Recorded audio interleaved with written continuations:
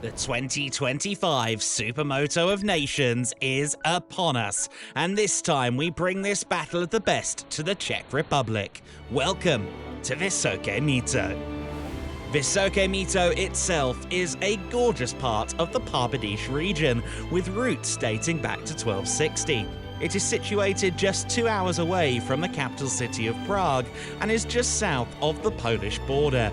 It has several unique hallmarks, including its town square, which is understood to be the largest of its kind in the country.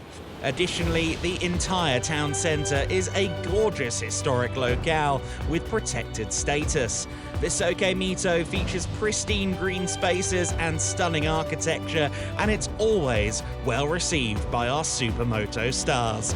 With a competitive home team to support this weekend, the locals of this beautiful town would be rallying behind Team Czech Republic in the Supermoto of Nations.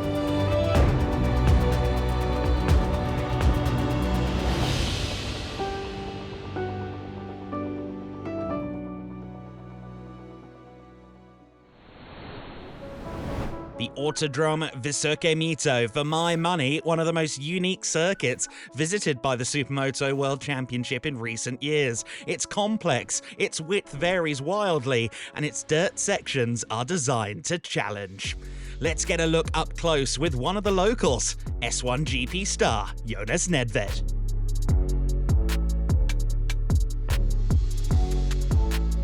Hello everybody, welcome here in Vysoké Mýto in Czech Republic. We are here for the next round of Supermoto of Nations, so let's go with me to have a look on this beautiful track. We are here in the second corner after the start. How you can see, we have here a lot of stripes from the tires, so the ideal line is from outside to inside, and also this is the place where so many riders crash, and also it brings so many overtakes to another corner.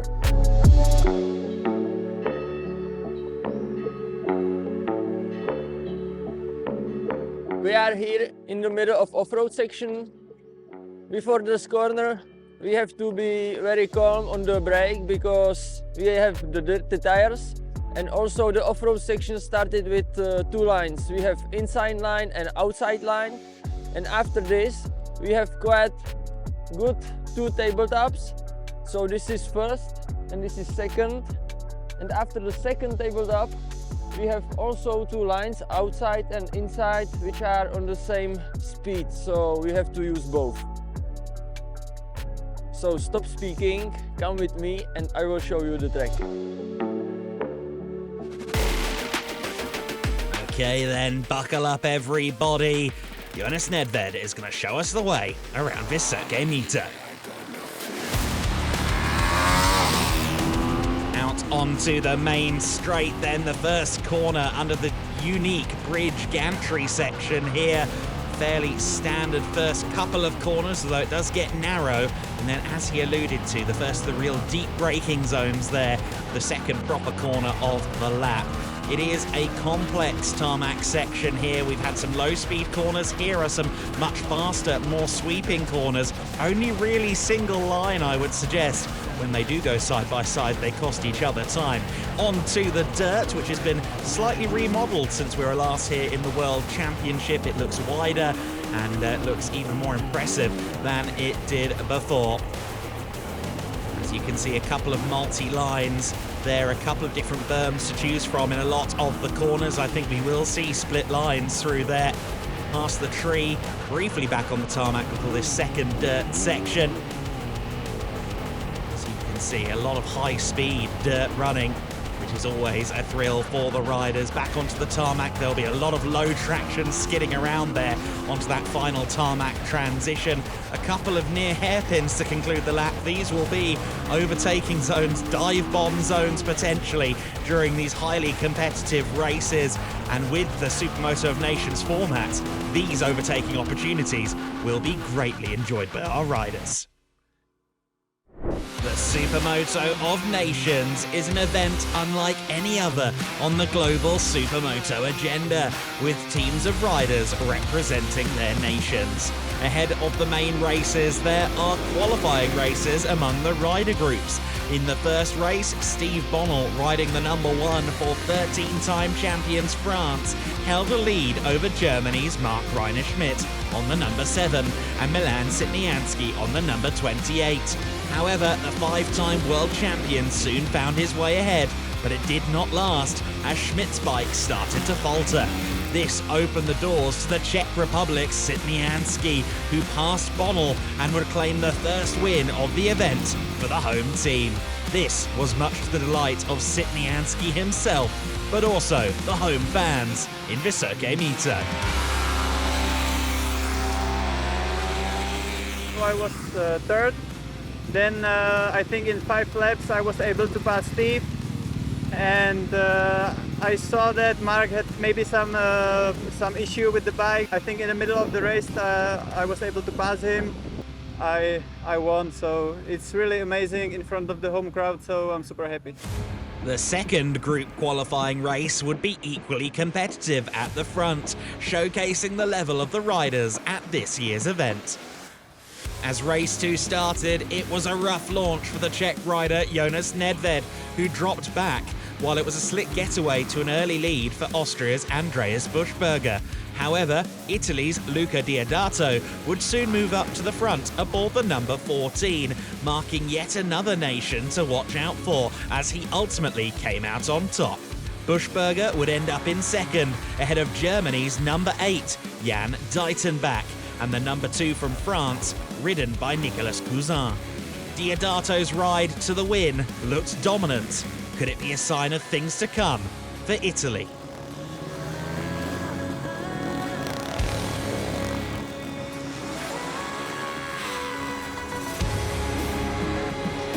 I'm very happy for Team Italy. It's a wonderful day, a wonderful race.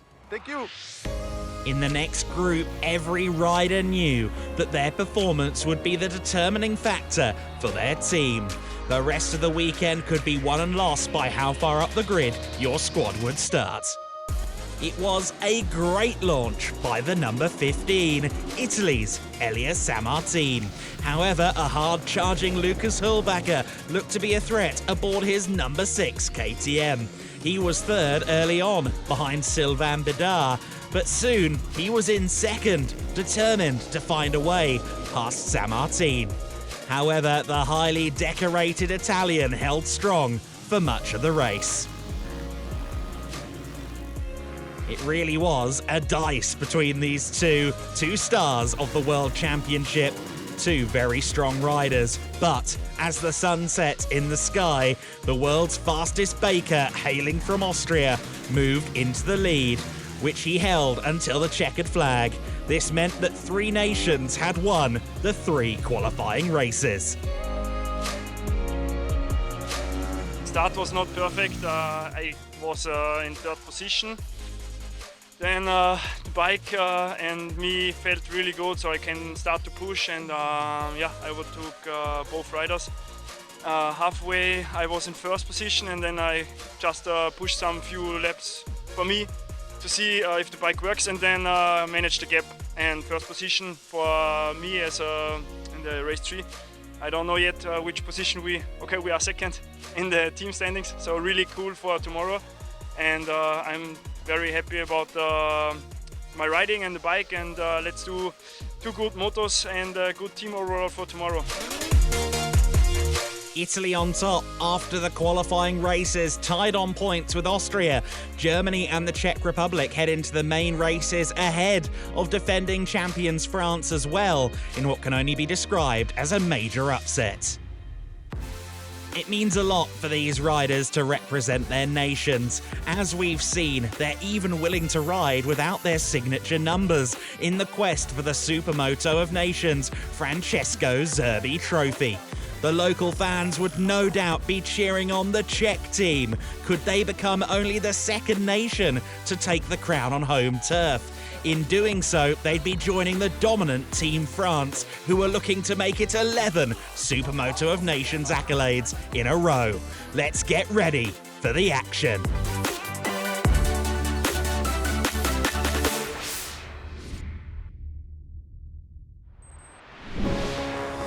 Rider Group 1 versus Rider Group 2, and it'll be Fabrizio Bartolini on pole position for this race, but it's the riders further back, the second batch riders, that have all the work to do. They've got to move up through the field, including that man, Mark Schmidt. We're underway, we're racing for the first time this weekend, and it's a great start from the number 4. That's Austria's Bernhard Hitzenberger with the early race lead. Bartolini in second place, but there goes the number 8. That's Jan Deitenbach for Germany, moving up the field nicely. And I think he's just allowed Milan Sitniansky there through into second place. Sitniansky, of course, for the Czech Republic, upholding local hopes in second place for the time being. Already well up the field, as well as Mark Schmidt. And in fact, on the second lap of the race, he leads. Mark Schmidt in the second lap of racing, up to P2 already. And Milan Sitniansky following on in second place. The 5-time world champion, firmly the ace up the sleeve of Team Germany. Great to see him here for the Supermoto of Nations 2025. And any team with Mark on board, surely the team to beat. But Milan Sitniansky putting in a hard shift here for Team Czech Republic. Not far behind them as well is Steve Bonnell aboard the number 1. He is riding, of course, for France, who have dominated the last decade of history in this event. You see Bonnell there in the background now in third position. Team France looking for 11 in a row this year. They've swept the last decade in the Supermoto of Nations, captained most often, of course, by Thomas Charret, the now retired 8-time world champion. But still a hugely strong lineup there with Bonnell, Cousin and Bidart. The Germans, though, they've got a great outfit with Schmidt, Deitenbach and Markus Glass. And the Czechs as well, it must be said. Sitniansky, Nedved, Provaznik, all riders who you regularly see in the top 10 in the World Championship. It is Mark Schmidt not really getting away, is he? Oftentimes you'll see him clear off, but Milan Sitniansky, I'm sure, has done an inordinate number of laps of Vysoké Mýto versus the rest of our calendar in Supermoto world level competition. And we're seeing it pay off here. He's holding on to the back of Schmidt, but I don't know if he's quite going to be close enough. Mark Schmidt just a couple of corners from home. Deitenbach is well up the field as well, I understand, so this could be a good score for Germany. It's a win for Schmidt. Yeah, the race was very good. I start from 12th position, but I could make immediately the passes. I take the lead and I could take my rhythm without any risk. Milan was close behind me, also Steve. But yeah, I like the track, good atmosphere here in Vysoké Mýto, and thanks to my team, Team Germany, good luck for today. Go for gold! Confirmation then of a great start for Mark Schmidt and a great start for Germany as a whole there with Deitenbach in the top 5. They have the early lead ahead of Czech Republic and France in the Supermoto of Nations.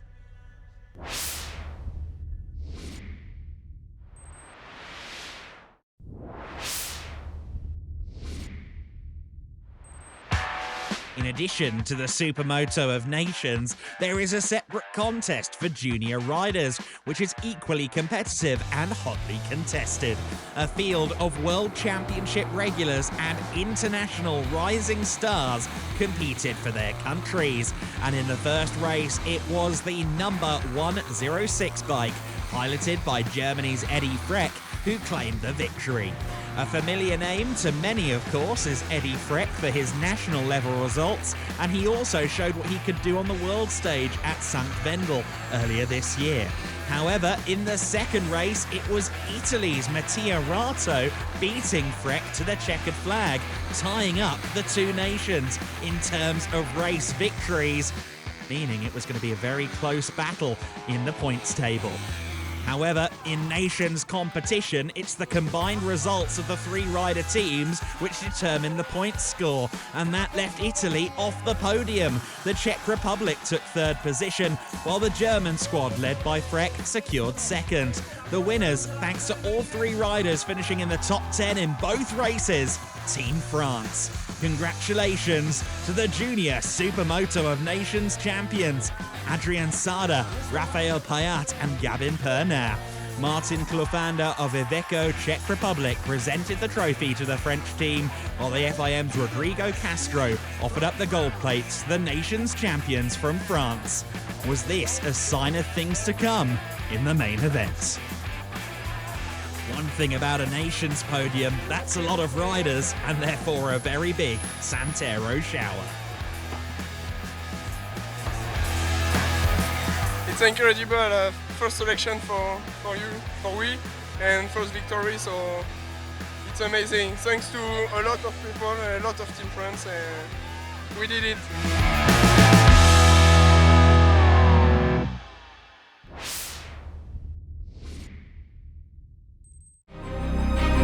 Focusing back in then on the senior contest, the main Supermoto of Nations. Of course, the Italian representatives again at the front of their group, but the objective for both riders is to move up the field. We're underway, we're racing, and it looks like a good start again from Austria. Holschott Hulbacher is a state of mind that all Austrians seem to have. Andreas Buschberger this time with the early lead. He's ahead of the Czech representative there. That's Erik Privaznik aboard the number 30. Of course, it's quite difficult to figure out who's who when no one's using their regular signature number. But it is in seeding order for the various nations, which is why numbers 1, 2 and 3 are owned by Team France. And we saw Sylvain Bidard aboard the number 3, well up the order for France. Meanwhile, we ride on board with Elia Sammartin, currently in 6th place for Team Italy, but he's going to go the long way around here on the dirt, and that's going to get him past the number 38, which is Imeli Astet, who is part of the FIM Europe team, which is an amalgamation of Swedish, Estonian and Danish talents. At the front of the field, though, it is that number 5. Still, Andreas Buschberger, who we've seen, of course, regularly in the World Championship, always a strong rider. Isn't typically there for the whole season, but wouldn't it be great to see him do a full campaign, because he does seem like an incredibly strong talent. However, Privaznik, again, the local knowledge, the speed that this Czech trio seem to have this weekend at Vysoké Mýto is paying off, and he's really haranguing the rear of the Austrian aboard the Husqvarna. Going the long way round there at the dirt section. Both lines fairly quick, fairly efficient, but not working out for an overtake on that occasion. Meanwhile, Elia Sammartin for Italy forging a path up the field, trying to pursue Sylvain Bidard there on the number 3. This is for third position, and Sammartin could really do with a podium in this race, and he launches it up the inside for third.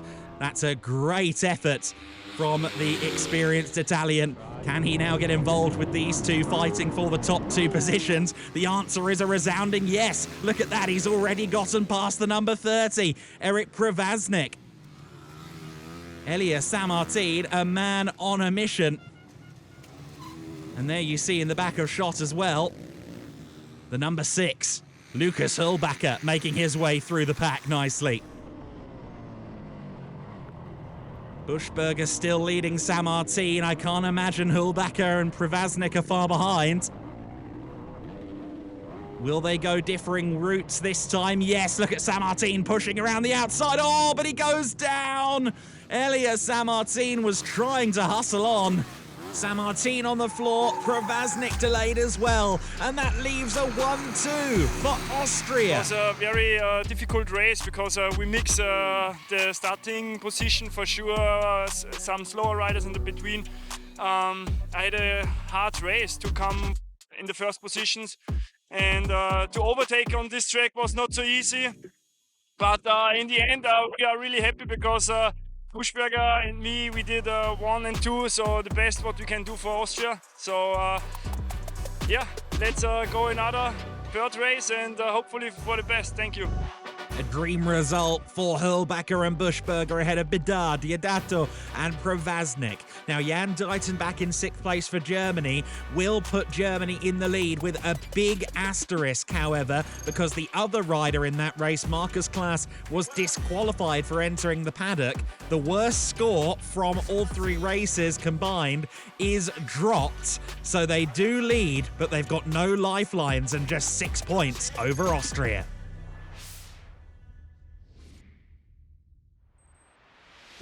Final race, Elias Sammartin, Hurlbacher and Markus Klaas, a mighty front row of the grid. This is going to be a big race. Germany and Austria have marked themselves down as the favourites for the title.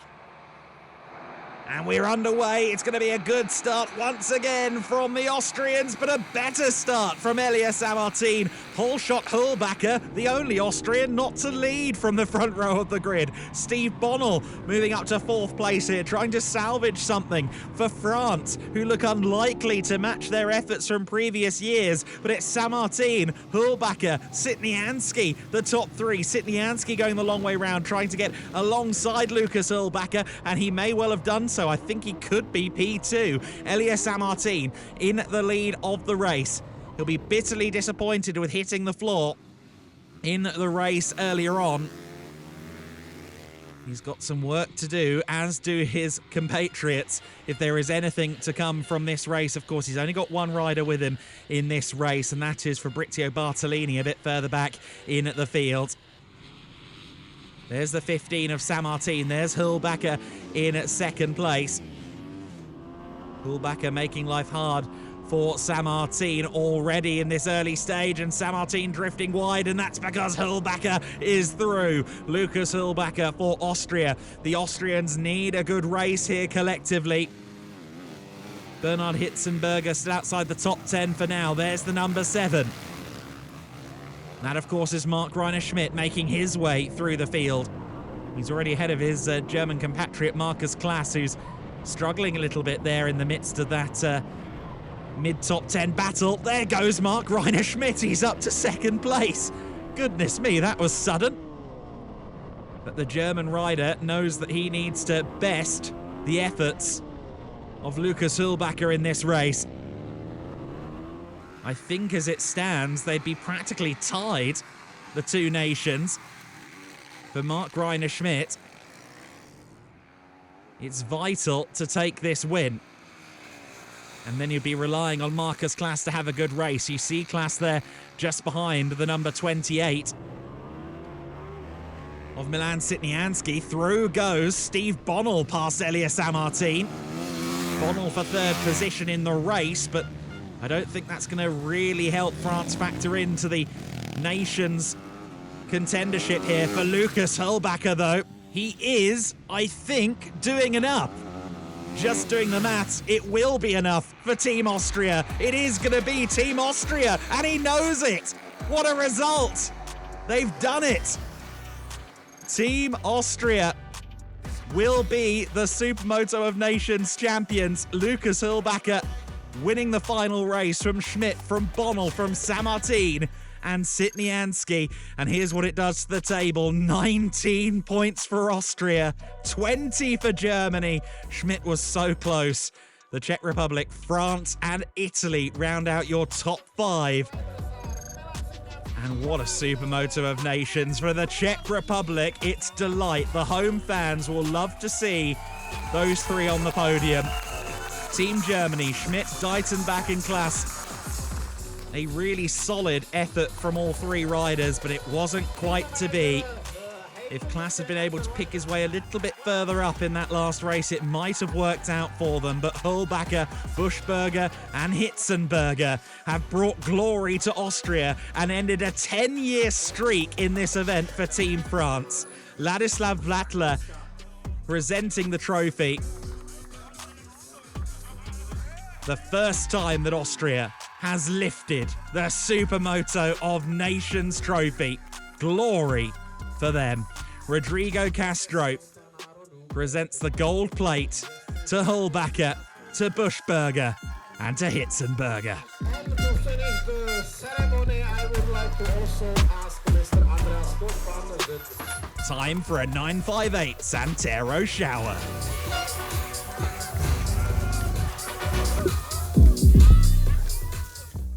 Yeah, we are so proud and so happy about the result.